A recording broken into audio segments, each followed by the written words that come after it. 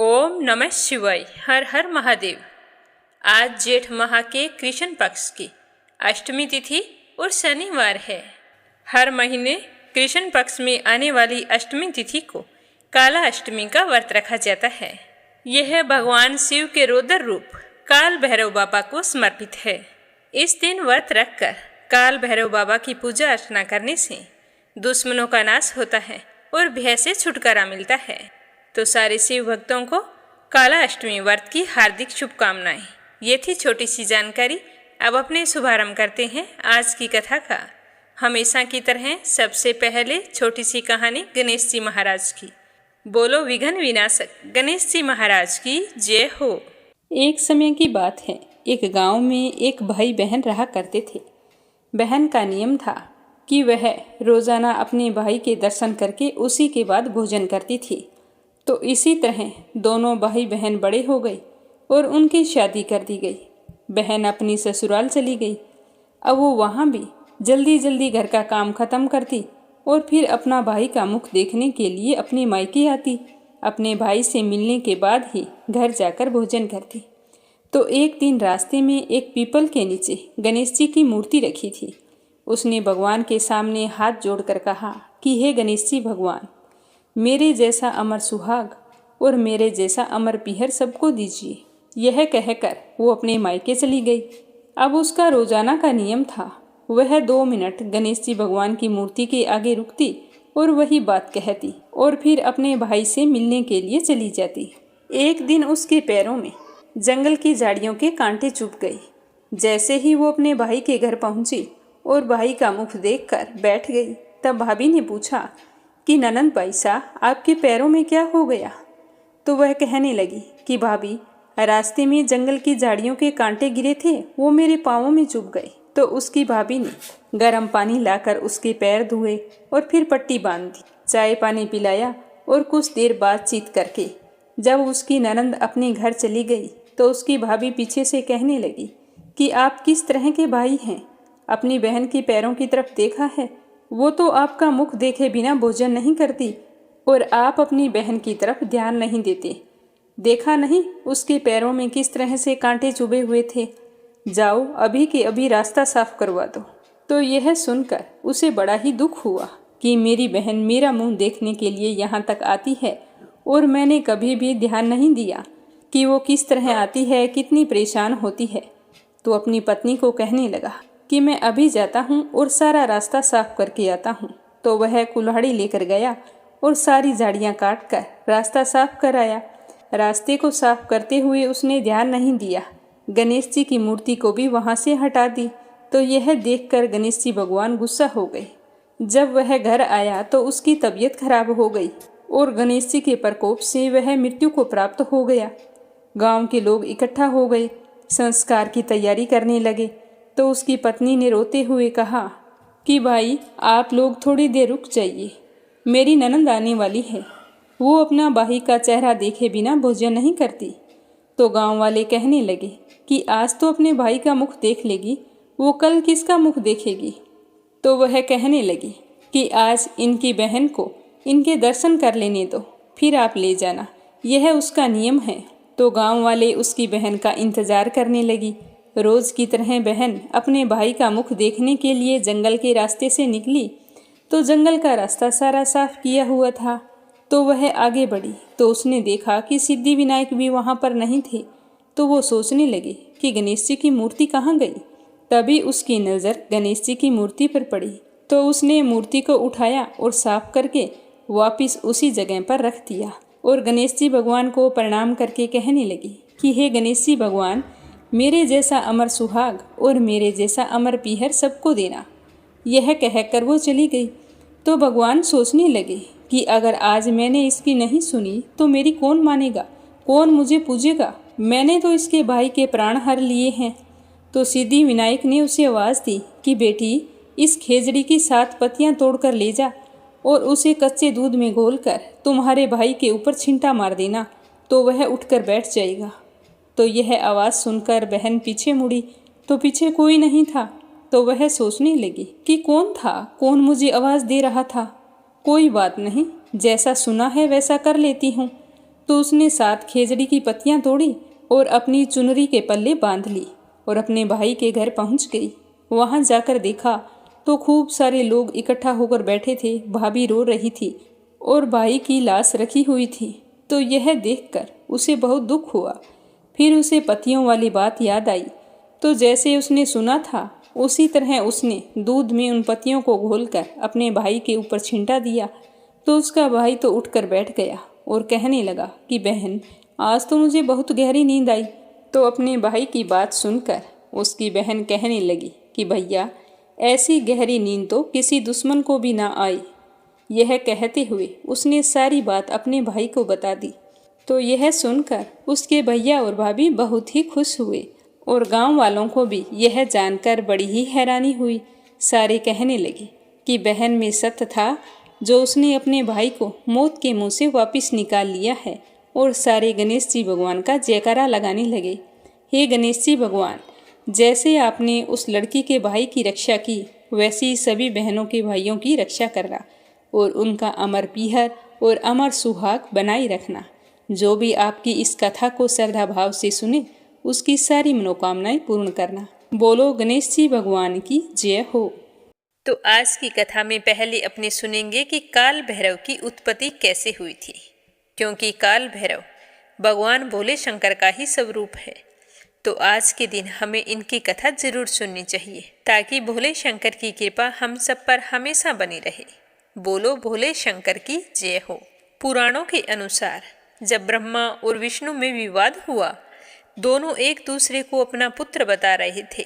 यानी कि विष्णु जी कह रहे थे कि ब्रह्मा मेरा पुत्र है, उनका जन्म मुझसे हुआ है, और ब्रह्मा कह रहे थे कि विष्णु का जन्म मुझसे हुआ है।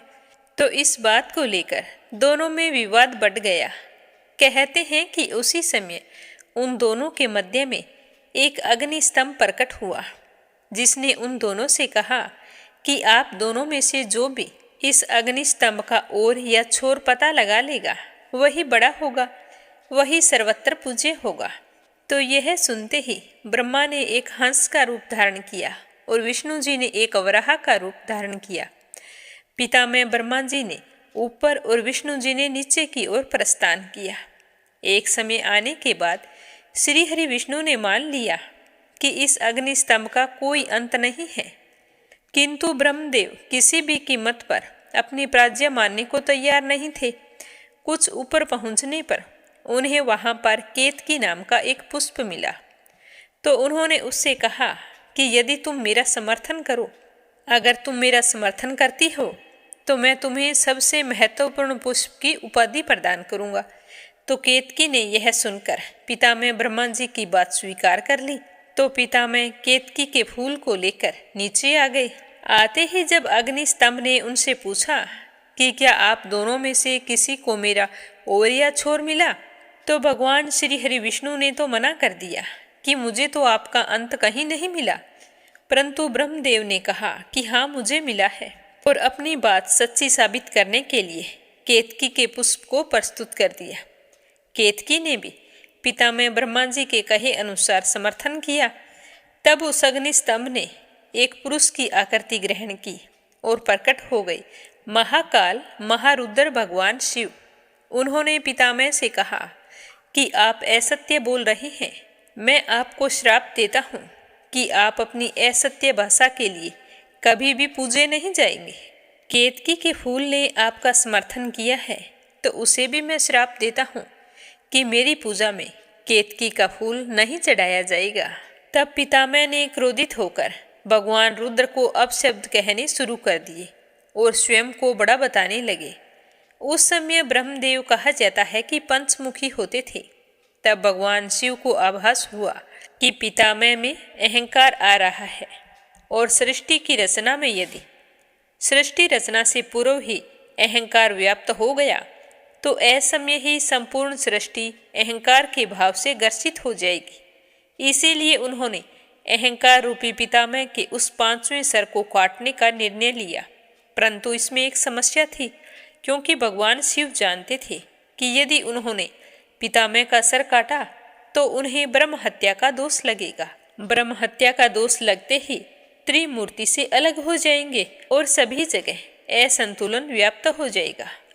तो इसी कारण सोचते सोचते सर्वसमर्थ भगवान रुद्र ने अपने ही अंश से एक ऐसे विकराल गण को उत्पन्न किया जो कृष्ण वर्ण के थे, अस्थियों के आभूषण से सुशोभित थे।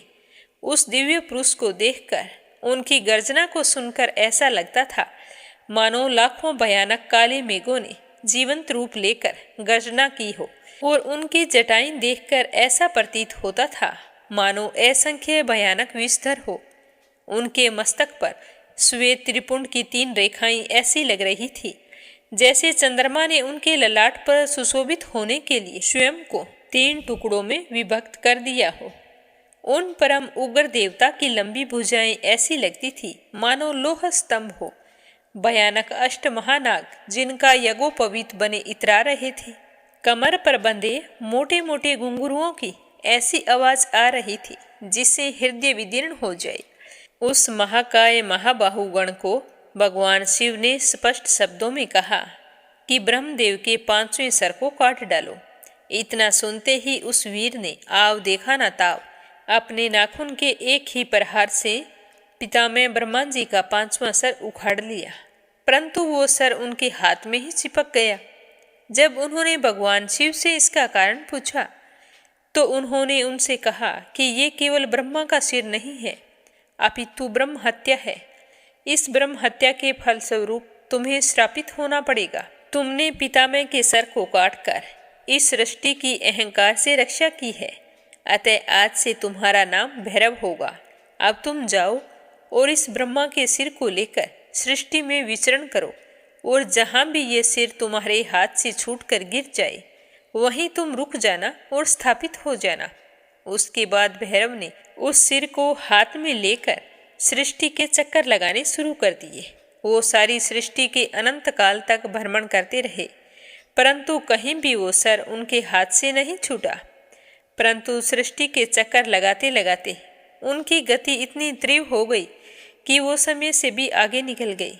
जब भगवान नारायण के कर्ण कुंडल गिरे और काशी नगरी स्थापित हुई, तब वहां पर भगवान भैरव के हाथ से पितामह ब्रह्मदेव का वो सर छूटकर गिर गया। तब भगवान भैरव वहीं पर रुक गए। तब वहां पर भगवान शिव प्रकट हुए। उन्होंने उनसे कहा कि ये मेरी प्रिय काशी नगरी है और आज से तुम इसके संरक्षक के रूप में यहाँ स्थापित हो, परंतु तुम्हें इस काशी नगरी में केवल पैर के एक अंगूठे के बराबर ही स्थान मिलेगा और तुम्हें इसी ब्रह्म कपाल में भोजन करना होगा। तुम अपनी तीव्र गति के कारण समय से आगे चले गए थे, अर्थात तुमने काल चक्कर पर भी विजय प्राप्त की है, अतः तुम काल भैरव के नाम से जाने जाओगे। तुम काशी की पवित्रता और काशी के भक्तों की रक्षा करोगे। ध्यान रहे कि काशी में मरने वाले को यम स्पर्श ना करे। तब बाबा भैरव ने महादेव से पूछा कि इससे तो पापी कर्म के दंड से निर्भीक हो जाएंगे। तब महादेव ने कहा कि यहाँ मृत्यु प्राप्त करने वालों को यमराज तो दंड नहीं दे पाएंगे, परंतु तुम उन्हें दंड दोगे। बिना काल यातना प्राप्त किए कोई भी जीवात्मा ये काशी नगरी नहीं छोड़ेगी। जिस जगह पर वो अग्नि स्तंभ प्रकट हुआ था, वो जगह आज के समय अरुणाचल प्रदेश में स्थित है, और जिस समय पितामह ब्रह्मा जी का कपाल छूटा था, वो जगह आज के समय में वाराणसी में स्थित है, जिसे कपाल मोचन कहा जाता है। बोलो भोले शंकर की जय हो, बोलो भैरव बाबा की जय हो। अब अपने सुनते हैं शनि भगवान की कथा। बोलो शनि महाराज की जय हो। एक बार एक ब्राह्मण पूजा पाठ करने के लिए जा रहा था, तो उसे रास्ते में शनि महाराज मिल गए। तो ब्राह्मण देव उन्हें प्रणाम करके पूछने लगे कि हे शनि देव, आज आप कहाँ जा रहे हैं? तो शनि देव ने कहा कि मैं तो राजा के लगने के लिए जा रहा हूँ। तो ब्राह्मण कहने लगा कि हे शनि देव, अगर तुम राजा के लग जाओगे तो सारी प्रजा दुखी हो जाएगी। तो शनि देव ने कहा कि मैं हर व्यक्ति के जीवन काल में अवश्य लगता हूँ, अब तुम ही बताओ कि मैं क्या करूँ। तो ब्राह्मण ने कहा कि राजा के लगने से तो सारी प्रजा परेशान और दुखी हो जाएगी, इसीलिए तुम मेरे लग जाओ। तो शनि देव ने कहा कि बताओ कितने साल का लगूं। मैं तो 7 साल का लगूंगा। तो ब्राह्मण ने कहा कि मैं ब्राह्मण हूँ, मुझसे इतना तो सहन नहीं होगा। तो शनिदेव बोले कि तुम ही बताओ, 5 साल का लगूं, 2.5 साल का लगूं या 1.25 साल का लगूं। तो ब्राह्मण देव सुनकर कहने लगे कि तुम ऐसा करो, मुझे तो 1.25 पहर के लिए ही लग जाओ। तो शनिदेव ने कहा कि ठीक है, तुम मुझे 1.25 पहर के लिए लगने दो, लेकिन तुमसे तो वही सहन नहीं होगा। इतना कहकर शनिदेव चले गए और ब्राह्मण देवता नदी के किनारे जाकर आसन बिछाकर पूजा पाठ करने लगे। तो तभी उन्होंने देखा कि नदी में 2 मतीरे बहते जा रहे हैं। तो ब्राह्मण उन्हें देखकर बहुत ही प्रसन्न हुआ, क्योंकि वो मतीरे बहुत ही सुंदर थे। राजा ने सोचा कि घर ले चलता हूँ, बच्चों को खाने के काम आ जाएंगे, इसीलिए निकाल कर अपनी झोली में रख लिया और फिर से पूजा करने लग गया। तभी उसने देखा कि राजा के सैनिक बहुत ही परेशान होकर इधर उधर कुछ खोज रहे हैं। तो ब्राह्मण ने कहा कि आप क्या ढूंढ रहे हो, बड़े परेशान दिखाई दे रहे हो। तो वो सैनिक कहने लगे कि राजा के दोनों राजकुमार आज खेलने के लिए गए थे, घर वापस नहीं लौटे हैं, उन्हीं को ढूंढ रहे हैं। तभी सैनिकों का ध्यान ब्राह्मण की झोली पर गया तो उसमें खून लगा था। तो वो ब्राह्मण से कहने लगे कि आपकी इस झोली में क्या है। तो ब्राह्मण ने कहा, इसमें तो 2 मतीरे हैं, नदी में बहते जा रहे थे, तो मैंने सोचा बच्चों के लिए ले चलता हूँ। लेकिन उन सैनिकों को शक हो गया था। उन्होंने ब्राह्मण से झोली उतराई और उसमें देखा तो राजा के दोनों बेटों के सिर थे। तो यह देखकर सैनिक भी बड़े हैरान हुए और ब्राह्मण के समझ में भी कुछ नहीं आ रहा था। अब सैनिक ब्राह्मण को पकड़कर राजा के पास ले गए और कहने लगे कि हे राजन, अनर्थ हो गया, इस ब्राह्मण ने तुम्हारे दोनों राजकुमारों के सर काट कर अपनी झोली में डाल रखे थे। तो राजा ने देखना ही जरूरी नहीं समझा और क्रोधित होकर कहा कि इसे फांसी पर चढ़ा दो। अब बेचारे ब्राह्मण के तो कुछ भी समझ में नहीं आ रहा था कि यह मेरे साथ क्या हो रहा है। तो राजा के आदेश अनुसार ब्राह्मण को सूली पर चढ़ाने की तैयारी की गई। पहले उन्होंने सोने की सूली गड़वाई। जैसे ही ब्राह्मण को सूली पर चढ़ाने लगे तो वो टूट गई। फिर उन्होंने चांदी की बनवाई, फिर तांबे की बनवाई और फिर लोहे की बनवाई, लेकिन वो सब की सब टूट रही थी। जिस भी धातु की बनवाते वो सूली टूट जाती। तो यह देखकर राजा भी बहुत हैरान थे। वो सोच रहे थे कि ब्राह्मण ने तो अनर्थ कर दिया, लेकिन मैं एक राजा होकर ब्राह्मण की हत्या करवा रहा हूँ, तो दूसरा अनर्थ मैं कर रहा हूँ। मुझे ऐसा कभी नहीं करना चाहिए। ब्राह्मण से एक बार जाकर पूछ तो लूँ कि उसने ऐसा क्यों किया। अब ब्रह्म हत्या के डर से राजा तो भागकर वहाँ गए जहाँ ब्राह्मण को सूली पर चढ़ाया जा रहा था। तो वहाँ जाकर ब्राह्मण से पूछा कि तुमने ऐसा क्यों किया। तो ब्राह्मण देव कहने लगे कि हे राजन, मैंने कुछ नहीं किया। मैंने तो सारी प्रजा को बचाने के लिए आपका शनि दोष मेरे सर पर लिया था। मुझे क्या पता था कि ये अनर्थ होने वाला है। हे राजन, कल मैं जब नदी के किनारे पूजा के लिए जा रहा था तो रास्ते में मुझे शनि महाराज मिले थे। मैंने उनसे पूछा कि तुम कहाँ जा रहे हो। तो वो कहने लगे कि मैं तो राजा के लगने जा रहा हूँ। तो मैंने उनसे कहा कि अगर राजा को लगोगे तो सारी प्रजा दुखी हो जाएगी, इसीलिए तुम मेरे लग जाओ। तो हे राजन, अब मुझ पर तो शनि की दशा लगी है। आप ऐसा करो, मुझे थोड़ा समय दो, उसके बाद आप मुझे फांसी पर चढ़ा देना। तो राजा ने कहा कि नहीं ब्राह्मण देव, मैं तो आपको बचाने के लिए आया हूँ। मैं ब्राह्मण की हत्या का पाप अपने माथे नहीं ले सकता हूँ। तो इस तरह कहकर राजा ने ब्राह्मण को सूली से उतराया और उसके पैर पकड़कर क्षमा मांगने लगे। तब तक ब्राह्मण के लगी शनि की दशा का 1.25 पहर समाप्त हो गया और राजा के दोनों पुत्र खेलते हुए आ गए। तब राजा ने ब्राह्मण की झोली मंगवा कर देखा तो उसमें तो सच में 2 मतीरे थे। अब सब कुछ ठीक हो गया था। तो राजा ब्राह्मण से कहने लगे कि हे ब्राह्मण देव, शनि की दशा कैसे उतरती है, आप मुझे बताएं। तब ब्राह्मण कहने लगा कि हे राजन, सोने चांदी का दान करने से, तांबे का दान करने से, लोहे का दान करने से और पीतल का दान करने से भी शनि की दशा उतर जाती है।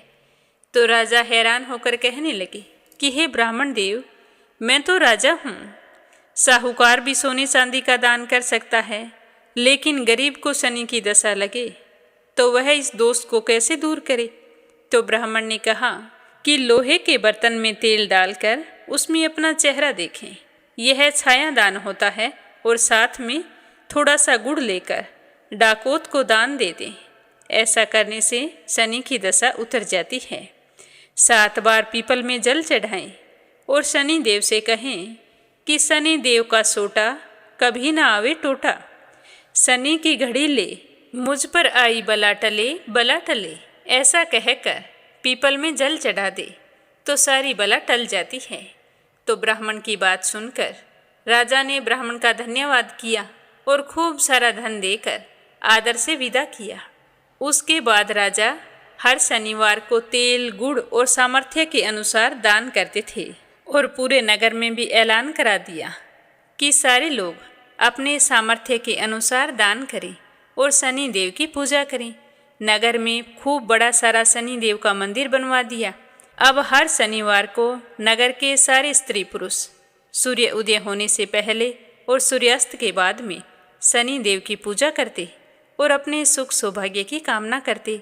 ऐसा करने से सारे नगर में खुशहाली छा गई, रोग शोक दूर हो गए और सारे सुखपूर्वक अपना जीवन यापन करने लगे। बोलो शनि महाराज की जय हो।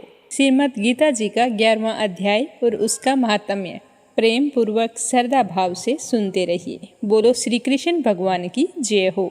अर्जुन ने कहा कि हे भगवान, मुझ पर कृपा करके अत्यंत गुप्त अध्यात्म विषयक वचन जो आपने कहे हैं उनसे मेरा मोह दूर हो गया है। हे कमल नेत्र, मैंने जीवों की उत्पत्ति और नाश का कारण और आपका अक्षय महात्म्य आपके मुखारबिंद से विस्तार पूर्वक सुना है। हे पुरुषोत्तम, हे परमेश्वर, आपने जैसा वर्णन किया है आपका वह रूप देखने की मेरी बहुत ही इच्छा हो रही है। हे योगेश्वर, हे मधुसूदन, आप यदि मुझे उसे देखने योग्य समझते हो तो वो अपना रूप मुझे दिखाइए। तो श्री भगवान ने कहा कि हे पार्थ, नाना प्रकार के, नाना वर्णों के और नाना आकार के मेरे सत सत सहस्त्र सहस्त्र दिव्य रूपों को देख, तुम्हारी प्रसन्नता के लिए मैं यह रूप जरूर दिखाऊंगा। हे भारत, तुम वसु, रुद्र, अश्विनी कुमार, मर्दुगण और पहले कभी ना देखे थे ऐसे आश्चर्य को आज देखोगे। हे गुणाकेश, चराचर सहित यह जगत देखो तथा और कुछ भी देखना चाहते हो तो यहाँ मेरे देह में देख लो, परंतु तुम इन नेत्रों से मुझे नहीं देख सकोगे, इसीलिए मैं तुमको दिव्य नेत्र देता हूँ, उनसे मेरा दिव्य रूप देखो। तो संजय ने धृतराष्ट्र से कहा कि हे राजन, इस प्रकार श्री कृष्ण भगवान ने अर्जुन से कहा और उनको दिव्य दृष्टि देकर अपना अलौकिक रूप दिखाया। उस विश्व रूप के अनेक मुख और अनेक नेत्र थे, उनमें से अनेक अद्भुत दृश्य थे और उनमें से अनेक सुंदर सुंदर आभूषण तथा आयुध सुसज्जित थे। देह पर दिव्य वस्त्र, गंध शरीर पर लेपे हुए, समस्त आश्चर्य में अनंत देव के सब ओर से मुख दिखाई दे रहे थे। आकाश में यदि हजारों सूर्यों की प्रभा एक साथ होती तो उस महात्मा की प्रभा की क्षमता नहीं कर सकती थी। उस समय अर्जुन ने देवादिदेव के शरीर में अनेक प्रकार से विमल इस समस्त जगत को एकत्रित देखा। तब अर्जुन आश्चर्य से हैरान हो गया और उसका शरीर रोमांचित हो गया। उसने शीश नवाकर हाथ जोड़कर कहा कि हे देव, तुम्हारे देह में सब देव भिन्न भिन्न प्राणियों के समुदाय कमलासन पर बैठे हुए हैं। देवताओं के ईश्वरमा, संपूर्ण ऋषि और दिव्य सर्पों को मैं देखता हूँ। हे विश्वेश्वर, तुम्हारी अनेक भुजा, अनेक उदर, अनेक मुख और अनेक नेत्र हैं। तुम्हारा रूप अनंत है, तुम्हारे अंत तथा आदि को नहीं देखता, किंतु समस्त विश्व में तुम्हारा रूप देखता हूँ। तुमको किरीट युक्त गदा चक्रधारी, चारों ओर से देदीप्यमान, तेजो राशि, स्वतर चमकते हुए अग्नि तथा सूर्य की भांति प्रकाशवान, दुर्निरीक्ष और अपरंपार देख रहा हूँ। मेरे मत से तुम्हारी ब्रह्मा को जानने की वस्तु, विश्व के महान आधार, नित्य सनातन धर्म के रक्षक पुराण पुरुष हो। मैं आपको आदि मध्य तथा अंत से रहित अनंत शक्ति, अनंत भुज, चंद्र सूर्य नेत्र, जिसके कांतिमान अग्नि के सदृश मुख वाला, अपने तेज से इस संपूर्ण संसार को तपते हुए देख रहा हूँ। हे महात्मन, पृथ्वी और आकाश के मध्य की वह अनंत और संपूर्ण दिशाएं आपसे ही व्याप्त हो रही है। आपका यह अद्भुत और उग्र रूप देख तीनों लोग व्यथित हो रहे हैं। यह देखो, देवताओं के समूह तुम्हारी शरण में आ रहे हैं। उनमें कितने ही भयभीत होकर हाथ जोड़े तुम्हारी प्रार्थना कर रहे हैं। महर्षियों और सिद्धकों का समूह स्वस्ति कहकर नाना प्रकार से तुम्हारी प्रशंसा कर रहा है।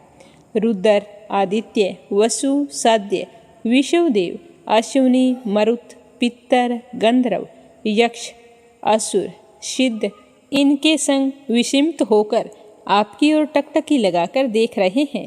हे महाबाहु, अनेक नेत्र, अनेक बाहु, अनेक जांग, अनेक पेट, कराल दंत युक्त तुम्हारा यह विशाल रूप देखकर सब अत्यंत भयभीत हो रहे हैं और मैं भी घबरा रहा हूँ।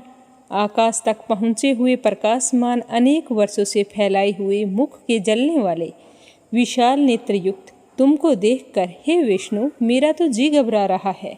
मुझ में धैर्य धरा नहीं जा रहा है और चित्त स्थिर नहीं हो रहा।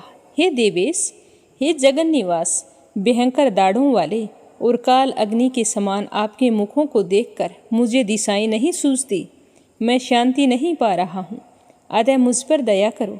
धृतराष्ट्र के दुर्योधन आदि पुत्र अपने साथ राजाओं सहित और भीष्म, द्रोण और कर्ण तथा हमारी ओर से मुख्य मुख्य योद्धा बड़ी बड़ी दाढ़ों से युक्त विकराल आपके मुख में शीघ्रता से प्रवेश कर रहे हैं और उनमें से कितने ही लोग आपके दांतों में दबकर ऐसे दिखाई दे रहे हैं मानो उनका शरीर तो चूर्ण हो गया है। जैसे नदियों की अनेक जलधाराएं समुद्र की ओर बहती है, वैसे ही ये मनुष्य लोक के वीर आपके प्रज्वलित मुखों में प्रवेश कर रहे हैं। अग्नि में पतंगे जैसे गिरते हैं, ये सब लोग भी अपने नाश के लिए आपके मुख में तेजी से प्रवेश कर रहे हैं। हे विष्णु, जलते हुए मुखों से चारों ओर से सब वीरों को निगल कर आप जीभ चाट रहे हैं। आपकी तीक्ष्ण प्रभाएं समस्त संसार को तेज से व्याप्त तप्त कर रही है। यह भयानक रूपधारी कौन है? यह मुझसे कहो देवेवर, आपको नमस्कार है। आप मुझ पर प्रसन्न हो जाइए। हे जगतकर्ता, आदि पुरुष, आपको जानने की इच्छा मैं रखता हूँ, क्योंकि आपकी यह प्रवृत्ति मेरे समझ में नहीं आ रही है। तो श्री भगवान जी बोले कि संसार का नाश करने वाला मैं उग्रकाल हूँ, समस्त जनों का संहार करने के लिए आया हूँ। तुम्हारे युद्ध ना करने पर भी ये वीर जीवित नहीं रह सकेंगे, अतः तुम उठो और शत्रुओं का संहार करके यश को प्राप्त करो और इस समृद्धशाली राज्य का भोग करो। हे सव्यसाचिन, उनको मैंने पहले ही मार रखा है, तुम केवल निमित्त मात्र हो जाओ। मेरे मारे हुए द्रोण, भीष्म, जयद्रथ, कर्ण और अन्य योद्धाओं को मारो। घबराओ मत, युद्ध करो, तुम संग्राम में शत्रुओं को जीतोगे। संजय ने कहा कि इस प्रकार श्री कृष्ण के वचन सुनकर मुकुटधारी अर्जुन ने हाथ जोड़कर कांपित और भयभीत हुए साष्टांग प्रणाम करके नम्रतापूर्वक बोले कि हे ऋषिकेश, आपके गुणगान करने से सब संसार प्रसन्न और प्रेम मगन है। राक्षस डरकर दिशाओं की ओर भागते हैं और सिद्ध आपको नमस्कार करते हैं। सो ठीक ही है। हे महात्मन, हे अनंत, हे देवादिदेव, हे जगन निवास, आप ब्रह्मा से भी श्रेष्ठ हो, इसीलिए देवता आपको नमस्कार क्यों ना करें। व्यक्त आप हो और अव्यक्त भी आप ही हो तथा इन दोनों से अक्षर भी आप ही हो। हे अनंत रूप, आप आदिदेव हो, पुरातन पुरुष हो, विश्व के परम आधार हो, ज्ञाता और अजय हो, श्रेष्ठ स्थान आप ही हो, विश्व का विस्तार करने वाले आप हो। आप वायु, यम, अग्नि, वरुण, चंद्र, ब्रह्मा और ब्रह्मा जी के पिता हो। आपको नमस्कार है और फिर भी बार बार आपको ही नमस्कार है। हे सर्वस्वरूप, आप अनंत वीर्यवान तथा अतुल पराक्रमी हो। आप जगत में व्याप्त हो, इसीलिए स्वरूप हो तुम्हारी महिमा को ना जानकर मैंने तुमको अपना मित्र मानकर हे कृष्ण, हे सखा, ऐसा जो तिरस्कार से कहा सो प्रमाद से अथवा स्नेह से, हे अच्युत विषव रूप, तुमसे इन बोलों की मैं क्षमा मांगता हूँ। जो कि परिहास से विहार, सोने बैठने और भोजन के समय अकेले अथवा मित्रों के मध्य तुम्हारा अपमान किया है। तुम इस स्थावर जग रूप लोक के पिता, पूज्य और महान गुरु हो। त्रिलोकी में भी तुम्हारे समान कोई नहीं है। तुमसे अधिक अतुल प्रभाव कहाँ से होगा। इसीलिए हे ईश्वर, तुमको शीश झुकाकर प्रणाम करके यही प्रार्थना करता हूँ कि मुझ पर कृपा करो। हे देव, जैसे पिता पुत्र के, मित्र मित्र के और प्रेमी प्रिया के अपराध को क्षमा करता है, वैसे ही तुम मेरे अपराधों को क्षमा करो। हे देव, पहले कभी नहीं देखा ऐसा आपका रूप देखकर मैं प्रसन्न हूँ और भय से मेरा मन व्याकुल हो रहा है। इसीलिए वही पहला रूप मुझे दिखाओ। और हे देवेश, हे जगत निवास, आप प्रसन्न हो जाओ। हे सहस्त्र बाहु, हे विश्व मूर्ति, मैं फिर आपको वही किरीट, गदा और हाथ में चक्कर धारण किए हुए देखना चाहता हूँ। श्री कृष्ण भगवान ने कहा कि हे अर्जुन, मन प्रसन्न होकर यह तेजोमय, अनंत, आद्य और विश्व रूप अपने योग के प्रभाव से तुमको दिखलाया है, जिसको तुम्हारे अतिरिक्त इससे पहले किसी ने नहीं देखा था। हे पांडवों में श्रेष्ठ मनुष्य, लोक में तुम्हारे सिवा कोई वेदों के अध्ययन, दान, अग्नि, होम आदि घोर तप करके भी यह रूप धारण किए हुए मुझे नहीं देख सकता। मेरा ऐसा भयानक रूप देखकर तुम व्याकुल और मूढ़ ना होवो। अपने सारा भय त्याग कर प्रसन्नचित होकर फिर से मेरा वही रूप देखो। तो संजय ने कहा कि इतना कहकर श्री कृष्ण भगवान ने फिर वही चतुर्भुज रूप दिखलाया और सौम्य रूप धारण करके उस महात्मा ने अर्जुन को जो भयभीत था उसे धीरज बंधाया। तो अर्जुन ने कहा कि हे जनार्दन, आपके सौम्य दिव्य मंडल रूप को देखकर अब मैं प्रसन्नचित होकर स्वस्थ हो गया हूँ। तो श्री कृष्ण भगवान बोले कि हे अर्जुन, जो मेरा यह विस्मय रूप तुमने देखा है, इसका दर्शन संभव नहीं है। देवता भी इस लय के दर्शन की आकांक्षा रखते हैं। हे अर्जुन, जैसा रूप तुमने मेरा देखा है, ऐसे लय को वेदाध्ययन, तप, दान, यज्ञ आदि कर्म करके भी देख नहीं सकते। हे अर्जुन, हे प्रतम, मेरा जो विस्मय रूप है, इसको मनुष्य अनन्य भक्ति द्वारा जान जाते हैं और तत्व ज्ञान द्वारा इसमें लीन हो सकते हैं। हे अर्जुन, जो कोई मनुष्य मेरी भक्ति के लिए कर्म करते हैं, मुझे ही सर्वोत्तम मानते हैं और मुझ में ही भक्ति रखते हैं, सब सांसारिक संगों से मुख मोड़ चुके हैं, संपूर्ण प्राणी मात्र से वैर त्याग चुके हैं, वे ही मुझको प्राप्त हो सकते हैं। तो ये था श्रीमद् गीता जी का 11वां अध्याय। अब अपने सुनते हैं 11वें अध्याय का महात्म्य। श्री नारायण जी कहने लगे कि हे लक्ष्मी, अब मैं तुम्हें 11वें अध्याय का महात्म्य सुनाता हूँ, ध्यानपूर्वक सुनना। तुंगभद्र नामक एक नगर था, जिसके राजा का नाम था सुखानंद। वह लक्ष्मी नारायण की सेवा किया करता था।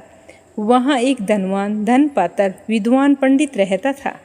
वह पंडित नित्य गीता जी के 11वें अध्याय का पाठ करता था और राजा भी वहाँ नित्य जाकर लक्ष्मी नारायण जी की सेवा करता और गीता जी का पाठ भी बड़े ही श्रद्धा भाव से सुनता था। ऐसा ही सेवा करते करते बहुत समय बीत गया। एक दिन राजा घर को गया।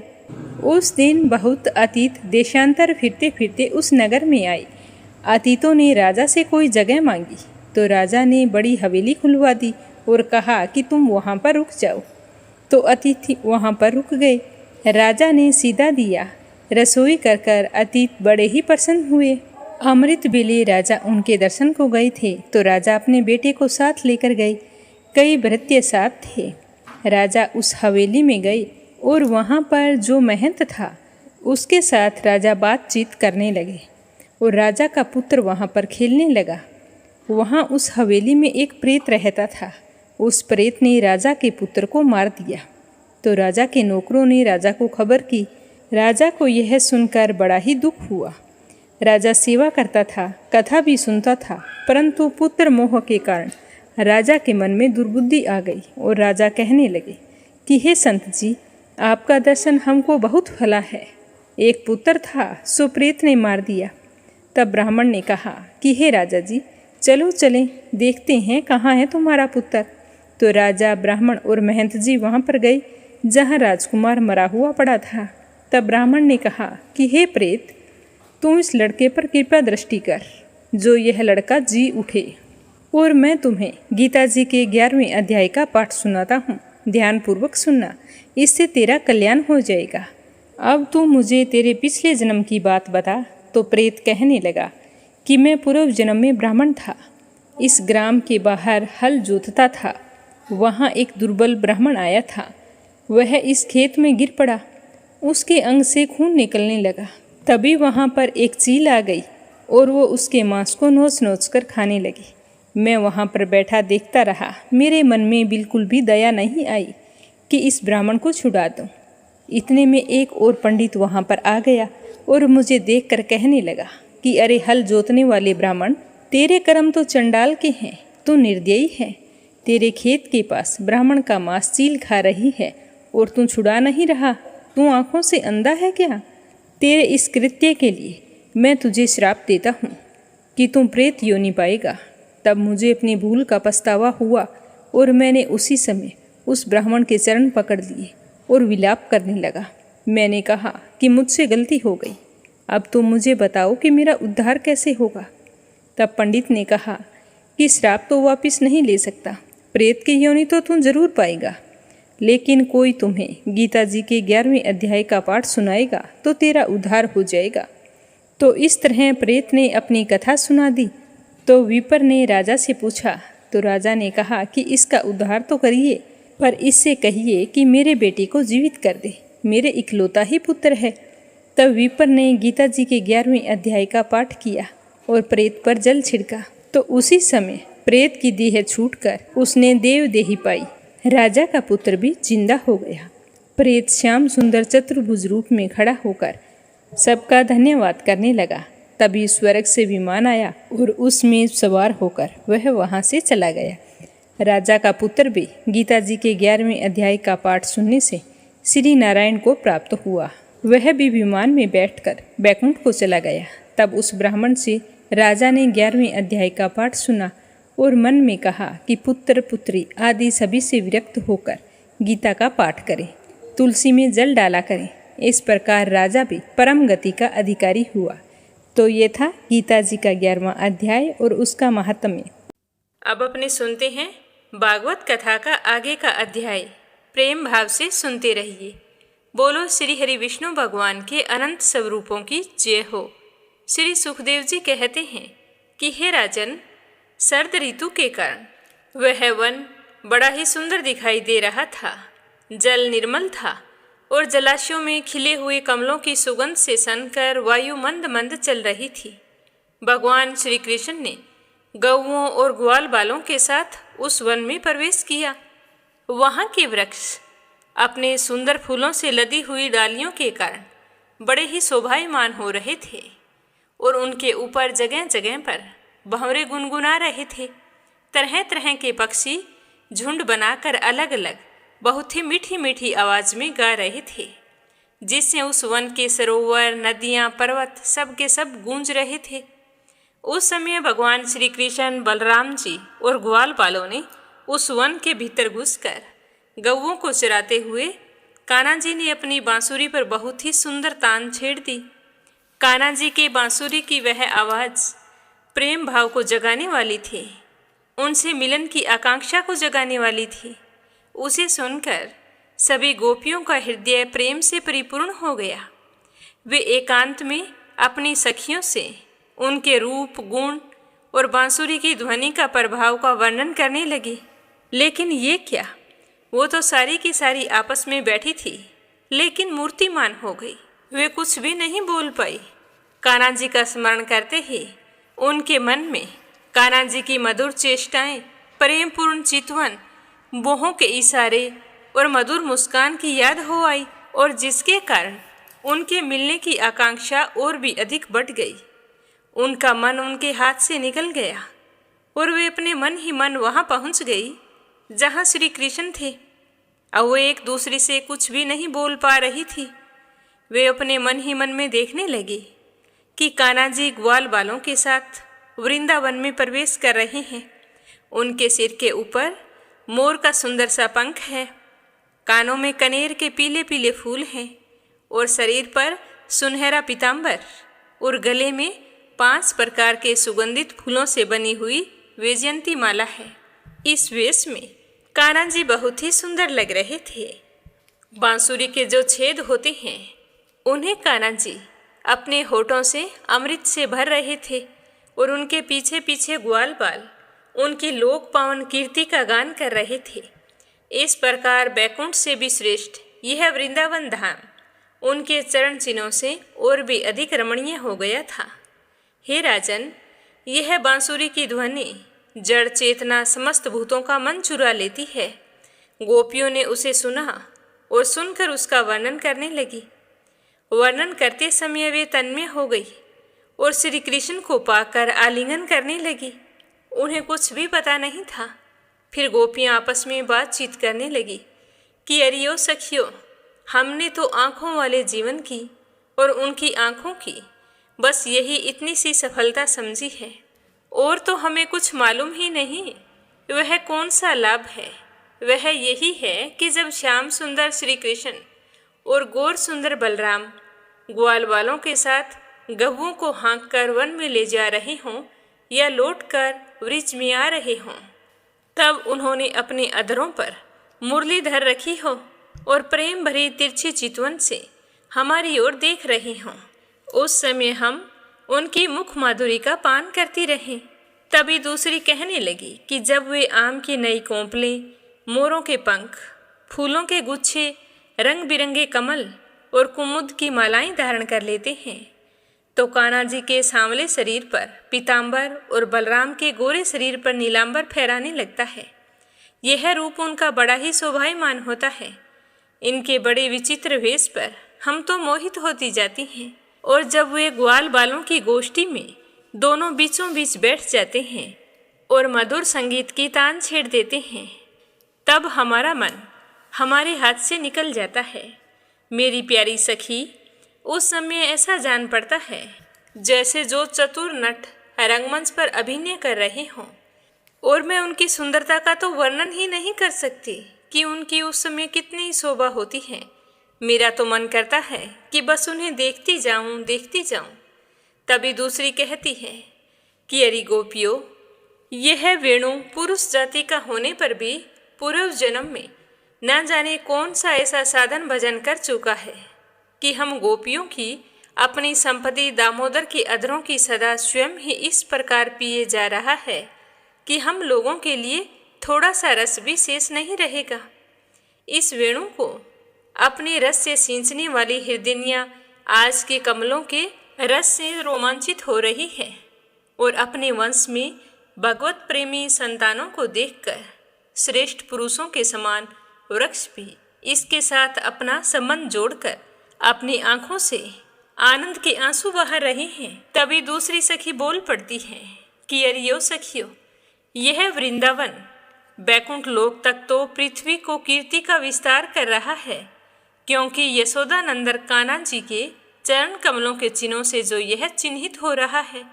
जब कान्हा जी अपनी मुनिजन मोहिनी मुरली बजाते हैं, तब मोर भी मतवाले होकर उनकी ताल पर नाचने लगते हैं। यह देखकर पर्वत की चोटियों पर विचरने वाले सभी पशु पक्षी चुपचाप शांत होकर खड़े रह जाते हैं। जब प्राण वल्लभ श्री कृष्ण विचित्र वेश धारण करके बांसुरी बजाते हैं, तब मूढ़ बुद्धि वाली ये हिरनियाँ भी बांसुरी की तान सुनकर अपने पति कृष्णसार मृगों के साथ नंद नंदन के पास चली आती है और अपनी प्रेम भरी बड़ी बड़ी आंखों से उन्हें निहारने लगती है। निहारती क्या है, अपनी कमल के समान बड़ी बड़ी आंखें कान्हा जी के चरणों पर न्योछावर कर देती है और कान्हा जी की प्रेम भरी चितवन के द्वारा किया हुआ अपना सत्कार स्वीकार करती है। वास्तव में उनका जीवन धन्य है। हम वृंदावन की गोपी होने पर भी इस प्रकार उन पर अपने आप को न्योछावर नहीं कर पाती। हमारे घर वाले कुढ़ने लगते हैं। लोक लाज की शर्म जो करनी होती है, देखो कितनी बड़ी विडंबना है। तभी दूसरी कहने लगती है कि अरियो सखियो, हिरनियों की तो बात ही क्या है। स्वर्ग की देवियाँ जब युवतियों को आनंदित करने वाले सौंदर्य और शील के खजाने श्री कृष्ण को देखती है और बांसुरी पर उनके द्वारा गाया हुआ मधुर संगीत सुनती है, तब उनके विचित्र विचित्र आलाप सुनकर वे अपने विमान पर बैठी सुध बुध खो बैठती है। कभी कभी तो वे मूर्छित हो जाती है। मुझे यह सब कुछ कैसे मालूम हुआ, ये ध्यान से सुनो। जब उनके हृदय में कान्हा जी से मिलने की तीव्र आकांक्षा जग जाती है, तब वे अपना धीरज खो बैठती है, बेहोश हो जाती है। उन्हें इस बात का पता भी नहीं चलता कि उनकी चोटियों में गूंथे हुए फूल पृथ्वी पर गिर रहे हैं, और तो और उन्हें अपने वस्त्रों का भी पता नहीं रहता। तभी दूसरी सखी कहने लगती है कि अरे देवियों की तो बात ही क्या है, तुम इन गौओं को देख लो। जब हमारे प्यारे कान्हा जी अपने मुख में बांसुरी से स्वर भरते हैं और गौएं उनका मधुर संगीत सुनती है, तब ये दोनों कान खड़े कर लेती है और उस समय ऐसा लग रहा होता है कि ये कान्हा जी से अमृत पी रही हों और इस प्रकार उस संगीत का रस लेने लगती है। ऐसा क्यों होता है, ये ध्यान से सुनो। अपने नेत्रों के द्वार से श्याम सुंदर को हृदय में ले जाकर उन्हें वहीं पर विराजमान कर देती है और मन ही मन उनका आलिंगन करने लगती है। उनकी आंखों की ओर देखना, उनकी आंखों से आनंद के आंसू बहने लगते हैं। उनके बछड़ों की दशा ही निराली हो जाती है। गऊओं के थनों से अपने आप ही दूध बहने लगता है। वे जब दूध पीते पीते अचानक ही बांसुरी की ध्वनि सुनते हैं, तब सारे बछड़े अपने मुख में जो दूध होता है उन्हें ना तो उगल पाते हैं और ना ही निगल पाते हैं। उनका चित्त भी कान्हा जी की ओर चला जाता है और उनके नेत्रों से आंसू छलकते रहते हैं। उसी कारण वे ज्यों के त्यों ठिठक कर खड़े रहते हैं। तभी दूसरी सखी कहती है कि गौएं और बछड़े तो हमारी घर की वस्तु है, उनकी बात को तो तुम जाने ही दो। वृंदावन के उन पक्षियों को देखो, उन्हें पक्षी कहना ही भूल है। सच पूछो तो उनमें से तो अधिकांश बड़े बड़े ऋषि मुनि हैं। वे वृंदावन के सुंदर सुंदर वृक्षों की नई और मनोहर कोंपलों वाली डालियों पर चुपचाप बैठ जाते हैं और अपनी आंखें भी बंद नहीं करते। अपनी आंखों से कान्हा जी की रूप माधुरी तथा प्यार भरी चितवन देखकर निहाल होते रहते हैं तथा कानों से अन्य सब प्रकार के शब्दों को छोड़कर केवल उन्हीं की मोहिनी वाणी और वंशी का त्रिभुवन मोहन संगीत सुनते रहते हैं। जरा सोचो सखियों, उनका जीवन कितना धन्य है। तभी दूसरी सखी बोल पड़ती है कि देवता, गौएं और पक्षियों की बात ही क्या है, वे तो चेतन हैं। इन जड़ नदियों को देखो, इनमें जो भंवर दिखाई दे रहे हैं उनसे पता चलता है कि इनके हृदय में भी श्याम सुंदर से मिलने की आकांक्षा कितनी अधिक बढ़ गई है और उसी के कारण ही इनका प्रवाह रुक गया है। इन्होंने भी प्रेम स्वरूप श्री कृष्ण की वंशी ध्वनि सुन ली है। देखो देखो, ये अपनी तरंगों के हाथों से उनके चरण पकड़कर कमल के फूलों का उपहार चढ़ा रही है, मानो उनका आलिंगन कर रही है और उनके चरणों पर अपना हृदय निछावर कर रही है। तो जरा सोचो कि इनसे अधिक सौभाग्यशाली क्या होगा। तभी दूसरी सखी कहने लगती है कि ये नदियाँ तो हमारी पृथ्वी की, हमारे वृंदावन की हैं। जरा इन बादलों को भी देख लो। जब वे देखते हैं कि वृज राजकुमार कान्हा जी और बलराम जी ग्वाल बालों के साथ धूप में गौएं चरा रहे हैं और साथ में बांसुरी बजा रहे हैं, तब उनके हृदय में भी प्रेम उमड़ आता है और वे उनके ऊपर मंडराने लगते हैं। वे श्याम घन अपने सखा घनश्याम के ऊपर अपने शरीर को ही छाता बनाकर तान देते हैं। इतना ही नहीं, वे जब उन पर नन्ही नन्ही फुइयों की वर्षा करने लगते हैं, तब ऐसा जान पड़ता है कि वे उनके ऊपर सुंदर सुंदर श्वेत कुसुम चढ़ा रहे हों। नहीं सखी, उनके बहाने तो वे अपना जीवन ही निछावर कर रहे हैं। तभी दूसरी सखी कहने लगती है कि हमसे अच्छी तो वृंदावन की भिलनियाँ ही धन्य है और अपने आप को कृतकृत्य मानती हैं। ऐसा क्यों है वो भी मैं तुम्हें बताती हूँ कि इनके हृदय में कान्हा जी के प्रति बड़ा प्रेम है। जब ये हमारे प्यारे कान्हा जी को देखते हैं तो इनके हृदय में भी उनसे मिलने की तीव्र आकांक्षा जाग जाती है। इनके हृदय में भी प्रेम की व्याधि लग जाती है। उस समय ये क्या उपाय करती है यह भी बताती हूँ।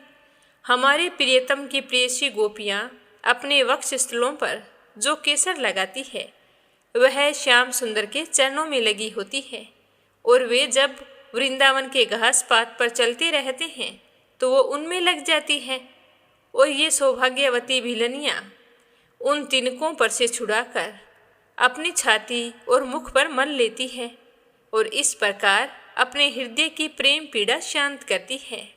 तभी दूसरी कहने लगती है कि यह गिरिराज गोवर्धन पर्वत तो भगवान के भक्तों में बहुत ही श्रेष्ठ है, धन्य है। इसके भाग देखो, हमारे प्राण वल्लभ कान्हा जी और नयन भिराम बलराम जी के चरण कमलों का रोजाना स्पर्श पाते हैं और आनंदित होते हैं। इसके भाग्य की सराहना कौन करे। यह तो उन दोनों का ग्वाल बालों और गौओं का बड़ा ही सत्कार करता है, स्नान पान के लिए झरनों का जल देता है, गौओं के लिए सुंदर हरी हरी घास प्रस्तुत करता है, विश्राम करने के लिए कंदराएं और खाने के लिए कंद मूल फल देता है। वास्तव में यह धन्य है। तभी दूसरी कहने लगती है कि इन सांवरे गोरे किशोरों की तो गति ही निराली है। जब वे सिर पर नोवना दूध दूते समय जो गाय के पैरों में रस्सी बांधती है उसे लपेटकर और कंधों पर फंदा भगाने वाली गौओं को पकड़ने की रस्सी रखकर गौओं को एक वन से दूसरे वन में हाँक कर ले जाते हैं। साथ में ग्वाल बाल भी होते हैं और मधुर मधुर संगीत गाते हुए बांसुरी की तान छेड़ते हैं। तो उस समय मनुष्यों की तो बात ही क्या है, अन्य शरीरधारियों में भी चलने वाले चेतन पशु पक्षी जड़ नदी आदि स्थिर हो जाते हैं तथा अचल वृक्षों को भी रोमांच हो आता है। इस जादू भरी बांसुरी के और क्या क्या चमत्कार सुनाऊं मैं। इस तरह बताते हुए श्री सुखदेव जी कहने लगे कि हे राजन, वृंदावन विहारी कान्हा जी की ऐसी ऐसी एक नहीं अनेकों लीलाएं हैं जिनका गोपियां प्रतिदिन आपस में वर्णन करती और तन्मय हो जाती। भगवान की लीलाएं उनके हृदय में स्फुरित होने लगती। तो आज की कथा को यहीं पर विराम देते हैं। इससे आगे अपने सुनेंगे कल की कथा में। प्रेम भाव से सुनने के लिए आप सभी का बहुत बहुत धन्यवाद। बोलो विष्णु भगवान की जय हो। अब अपने सुनते हैं लपसी और तपसी की कहानी। बोलो लपसी तपसी की जय हो। बहुत पुराने समय की बात है।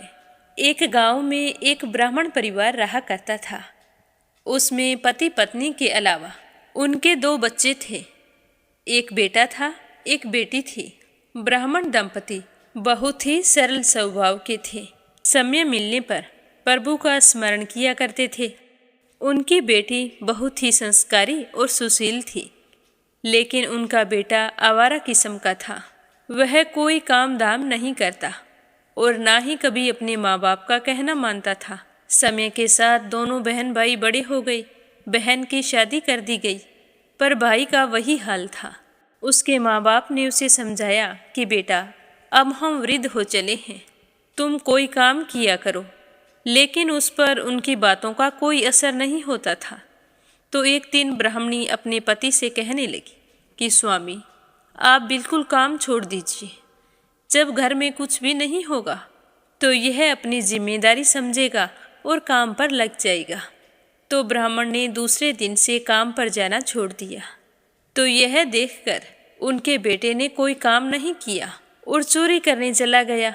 आते जाते राहगीरों को लूट लेता और उसी से अपने घर का गुजारा किया करता था।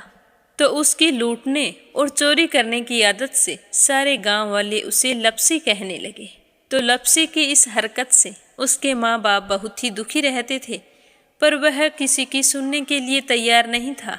इसी तरह समय बीतता गया। एक दिन की बात है कि लपसी एक पीपल के पेड़ पर बैठा था। तभी शिव पार्वती जा रहे थे। पार्वती माता गहनों से लदी हुई थी। तो लपसी उन्हें देखकर सोचने लगा कि सूरत के कितने गहने हैं, आज ये सारे के सारे लूट लूँगा तो मुझे कई महीनों तक चोरी नहीं करनी पड़ेगी। तो वह लूटने के इरादे से पीपल की ओट में होकर बैठ गया। जैसे ही शिव पार्वती वहाँ से जाने लगे तो लप्सी एकदम से शिव पार्वती के सामने आकर कहने लगा कि जल्दी से जितने सारे गहने पहन रखे हैं उतार दो। तो पार्वती माता कहने लगी कि तुम चोरी क्यों करती हो, तुम्हें पता है चोरी करना पाप है। तो लप्सी कहने लगा कि क्या करूं, घर पर मेरे माँ बाप हैं, मेरी एक भांजी है, उनके लिए दोनों समय भोजन की व्यवस्था कहाँ से करूं, मुझे कोई काम तो आता नहीं है। तो लप्सी की बात सुनकर पार्वती माता कहने लगी कि तुम जो चोरी करके पाप करते हो, इस पाप का भागी कौन बनेगा। तो लप्सी कहने लगा कि मेरे घर वाले सारे बनेंगे। तो पार्वती माता कहने लगी कि कोई नहीं बनेगा, पाप के भागी केवल तुम बनोगे। तो लप्सी कहने लगा कि मैं लूट खोस कर उन्हीं के लिए लेकर जाता हूँ, तो पाप के भागी तो उन्हें बनना ही पड़ेगा। तो लप्सी की बात सुनकर पार्वती माता ने हंसकर कहा कि हम यहीं पर बैठे हैं और तुम अपने घर जाओ, अपने घर वालों से पूछो कि कोई तुम्हारे पाप का भागी बनेगा क्या।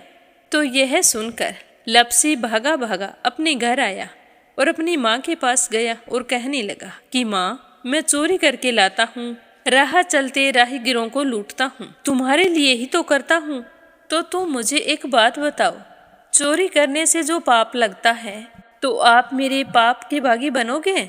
तो लप्सी की बात सुनकर उसकी माँ कहने लगी कि बेटा, मैंने तो तुमसे नहीं कहा कि तुम चोरी करके लाओ, तुम कमा कर लाओ, हमें तो 2 वक्त की रोटी चाहिए, मैं तो तुम्हारे पाप की भागी नहीं बनूंगी। तो माँ के मुंह से इस तरह की बात सुनकर लप्सी तो हैरान हो गया। फिर वह अपने पिताजी के पास गया और जाकर कहने लगा कि पिताजी, मैं जो कुछ भी लूट खोस के लाता हूँ वो आपके लिए ही तो लाता हूँ। देखो मैंने लूट कर कितना धन इकट्ठा कर लिया है, कितने ऐशो आराम है तुम्हारे। अगर मैं चोरी नहीं करता तो क्या ये सब हमें मिलता। पिताजी, मैं तुमसे एक बात पूछता हूँ कि चोरी करने से पाप लगता है, तो उस पाप में आप मेरे भागीदार बनोगे क्या। तो लप्सी की बात सुनकर उसके पिताजी कहने लगे कि बेटा, मैंने नहीं कहा कि तुम चोरी करके लाओ, तुम कमा कर लाओ, मैं तुम्हारे पाप का भागी नहीं बनूंगा। तो माँ बाप के मुंह से इस तरह की बात सुनकर वह बहुत ही उदास हुआ और सोचने लगा कि मैं कितने महीनों से चोरी कर रहा हूँ, ना जाने मुझ पर कितना पाप चढ़ गया है, और ये तो बोल रहे हैं कि पाप के भागी हम नहीं बनेंगे, तो अब क्या होगा। तो वह बड़े ही दुखी मन से शिव पार्वती से मिलने के लिए चल पड़ा। जैसे ही घर से बाहर निकलने लगा तो उसकी छोटी सी भांजी दरवाजे पर खेल रही थी। उसे पता नहीं था कि पाप पुण्य क्या होता है, तो वो कहने लगी कि मामा, पाप की भागी मैं बनूंगी। तो उसके इस तरह कहते ही लप्सी ने उसे गोद में उठाया और चल पड़ा। शिवजी भगवान और पार्वती माता के पास जाकर कहने लगा कि घर वालों ने पाप का भागी बनने से मना कर दिया है और एक यही है जो पाप की भागी बनने को तैयार है। फिर लप्सी बड़े ही दीन स्वर में कहने लगा कि हे भगवान, मैं समझ गया हूँ कि चोरी करना पाप है। आज तक जो मैंने काम किया वो बहुत ही गलत था, लेकिन अब मैं इसका प्रायश्चित करना चाहता हूँ। अब तुम ही बताओ, मुझे मेरे पापों से मुक्ति कैसे मिलेगी। तो उसकी बात सुनकर शिव पार्वती बहुत ही खुश हुए और लप्सी को कच्चे सूत का एक छोटा सा गोला देते हुए कहा कि लप्सी, ये सूत लो और इस पीपल के चारों ओर परिक्रमा लगाओ। जब यह सूत समाप्त हो जाएगा तब तुम्हारे सारे पाप नष्ट हो जाएंगे। तो यह सुनकर लप्सी बहुत ही खुश हुआ। सोचने लगा कि छोटा सा गोला है, अभी लपेट कर घर चला जाऊंगा, उसके बाद में कभी कोई पाप नहीं करूंगा।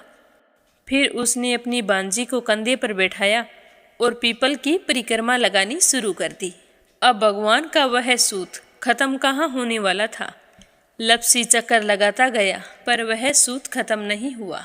चक्कर लगाते लगाते 1 महीने, 6 महीने, साल, पूरे 12 साल बीत गए पर वह सूत खत्म नहीं हुआ। 12 साल बाद एक बार फिर शिव पार्वती जी वहाँ से गुजर रहे थे तो पार्वती माता ने कहा कि स्वामी, चलो लप्सी को चलकर देखते हैं। तो शिवजी कहने लगे, वो चोरी करने वाला, लूटने वाला कब का चला गया होगा। तो पार्वती माता कहने लगी कि नहीं स्वामी, चलकर देखने में क्या जाता है, चलो एक बार देखते हैं। तो शिव पार्वती जी जैसे ही पीपल वृक्ष के पास आए तो देखा कि लपसी तो अब भी चक्कर लगा रहा है। वहाँ चारों ओर गहरी खाई हो गई है और लपसी की बड़ी बड़ी दाढ़ी, मूंछें, नाखून बढ़ गए हैं। तो यह देखकर पार्वती माता ने कहा कि देखो स्वामी, आप तो कह रहे थे कि वो कब का ही चला गया, देखो इसके मन में सच्ची भक्ति है। तो पार्वती की बात सुनकर शिवजी ने कहा कि चलो अभी देख लेता हूँ। तो यह कहकर शिवजी ने एक सोने का कड़ा लपसी के आगे फेंक दिया। तो लपसी ने झट से उसके ऊपर पैर कर लिया। फिर अचानक से उसका ध्यान शिव पार्वती जी की ओर गया तो वो हाथ जोड़कर कहने लगा कि भगवान, अब तो मेरे पाप समाप्त हो गए होंगे, आप मुझे यहाँ से जाने की आज्ञा दीजिए, आपका यह सूत अभी तक खत्म नहीं हुआ है। तो शिवजी भगवान ने कहा कि तुम्हारे पाप कर्म भी अभी तक पूरे नहीं हुए हैं। तो शिवजी की बात सुनकर लपसी कहने लगा कि भगवान, मुझे पूरे 12 वर्ष हो गए हैं आपकी भक्ति करते करते, और अब भी आप मुझ पर शक कर रहे हैं। तो शिवजी ने कहा कि अपना पैर उठाओ। तो जैसे ही लपसी ने अपना पैर उठाया तो उसके पैर के नीचे सोने का कड़ा था। तो यह देखकर लपसी शर्मिंदा हो गया और कहने लगा कि प्रभु, गलती हो गई, मुझे माफ़ करो, आगे से मैं ऐसी गलती कभी नहीं करूँगा। तो शिवजी कहने लगे कि नहीं लपसी, तुम्हारा पाप ऐसे पूरा नहीं हो सकता, अब तुम्हें 12 वर्ष तक और इसी तरह परिक्रमा करनी होगी, उसी के बाद तुम्हारे पाप समाप्त होंगे। यह कहकर शिव पार्वती वहाँ से चले गए और वह फिर से पीपल के पेड़ की परिक्रमा करता रहा। करते करते 12 साल बीत गए। 12 साल बाद में शिव पार्वती जी वहाँ पर आए तो उन्होंने देखा कि आज भी वो वहीं पर चक्कर लगा रहा है। तो शिवजी ने फिर उसके सामने सोने की अंगूठी फेंकी पर उसने कोई ध्यान नहीं दिया। तो शिवजी भगवान प्रसन्न होकर कहने लगे कि हे लपसी, आज से तुम मेरी तपस्या करके तपसी बन गए हो। मैं तुम्हें वरदान देता हूँ कि तुम अपने जीवन में सारे सुखों को प्राप्त करेगा। और तूने 24 बरस तक मेरी भक्ति की है, इसका फल भी तुझे अवश्य मिलेगा। जो भी औरत गाय और कुत्ते की रोटी नहीं बनाएगी, उसका पुण्य फल तुम्हें मिलेगा। आंगन लीपकर दहलीज नहीं लीपेगी तो उसका पुण्य फल भी तुझे ही मिलेगा। अगर हमारे घर की बहन बेटी को हम सूट, तीवल या साड़ी भेंट स्वरूप देते हैं तो साथ में मोली का धागा और कुछ रुपये नहीं देंगे तो उसका पुण्य फल भी तुम्हें ही मिलेगा। अगर कोई दिए से दिया जलाएगा तो उसका पुण्य फल भी तुम्हें ही मिलेगा। अगर व्रत और पूजा पाठ में सारी कहानी सुन ले और तुम्हारी कहानी ना सुने तो उसका पुण्य फल भी तुम्हें ही मिलेगा। कहा जाता है कि तभी से सुबह पहली रोटी गाय की और सुबह की अंतिम रोटी छोटी बनाई जाती है और शाम को अंतिम रोटी बड़ी बनाई जाती है जो कुत्ते की होती है। और दिए से दिया भी नहीं जलाया जाता और घर की बहन बेटियों को सूट और तीवल के साथ भेंट स्वरूप कुछ रुपए भी जरूर दिए जाते हैं। और उसी दिन से हर व्रत कथा के बाद में लपसी तपसी की कहानी जरूर सुनी जाती है। और कथा समाप्त होने पर कहा जाता है कि लपसी का फल लपसी को मिले, तपसी का फल तपसी को मिले। हमारी पूजा पाठ का, हमारे व्रत का और हमारी कहानी का पुण्य फल हमें मिले। बोलो लपसी तपसी की जय हो। तो ये थी लपसी और तपसी की कहानी। लपसी तपसी 2 भाई नहीं थे। लपसी और तपसी एक ही आदमी का नाम था। लूट कर लाता था, इसीलिए उसे लपसी के नाम से पुकारते थे और फिर भगवान की तपस्या करने के कारण उसे तपसी के नाम से जाना जाने लगा। बोलो लपसी तपसी की जय हो। अब अपने सुनते हैं कथा सुनने वाले प्यारे श्रोताओं के नाम। तो आज का पहला कमेंट है आशा शर्मा, विष्णु, ज्योति, अंशु भीलवाड़ा से। दूसरा है अपराजिता मीना श्रीवास्तव नेपाल से। और तीसरा है परमेश्वरी रघुवीर सिंह दिल्ली से। सरला रानी करणपुर से। रजनी बड़ोला उत्तराखंड से। श्रीमती शर्मा अलीगढ़ से। सुरेंद्र कुमार सैनी, श्रीमती रजनी देवी दुआंसी लविसा सोनीपत से, UN तिवारी, इंदिरा तिवारी लखनऊ से, संजय, सोनिया, हिताक्षी, दीपेश, मयंक हरियाणा से, सीमा जोशी, रवि कुमार जोशी दिल्ली से, श्यामवती, सुषमा, विष्णु, कार्तिक, पूर्वी, रुपेश, गौरी, शिवम, निष्ठा हरियाणा से, नीलम जायसवाल हैदराबाद से, श्रीचंद यादव गया बिहार से, विमला नेपाल से, संजना राजपूत अहमदाबाद से, सुनीता पवार, कृषु पवार मध्य प्रदेश से, संगीता अग्रवाल, कमला देवी अग्रवाल दुलिया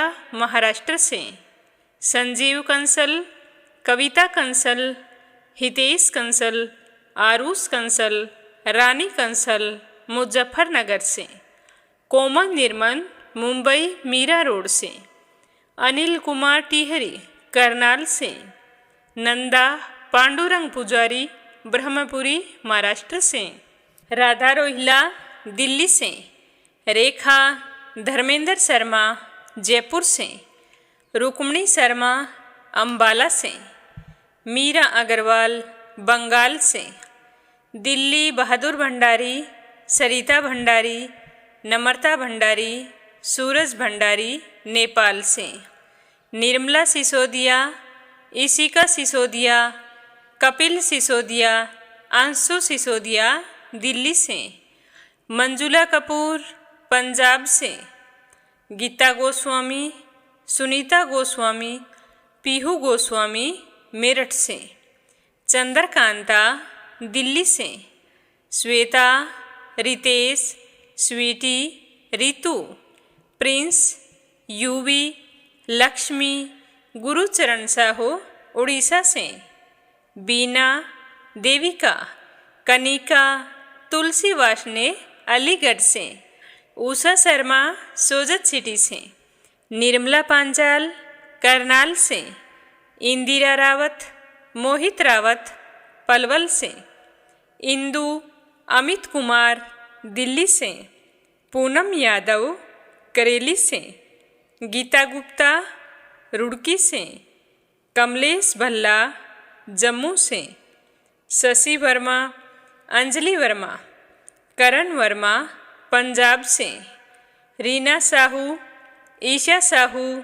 ध्रुव साहू झांसी से, देवी सिंह, कार्तिक, पायल, सौम्या, उमा रघुवंशी गजबा सौदा से, दीप कौर शास्त्री, श्रीमती कमलेश जबलपुर से, पूजा पाठक उत्तराखंड देहरादून कोसानी से, स्मिता सीताराम गायकवाड़ महाराष्ट्र से, सावित्री ईश्वरलाल, राजेश, मीनू, निखिल, भारती, शुभम रामचंदानी गाजियाबाद से, शशिकांत चंडीगढ़ से, नीलम रानी रुद्रपुर से, सुषमा दातिया, उनीता ब्रिज श्रीवास्तव भोपाल से, सीताराम जायसवाल, शकुंतला जायसवाल वाराणसी से, कुसुम बघेल दिल्ली से, राधा मिश्रा,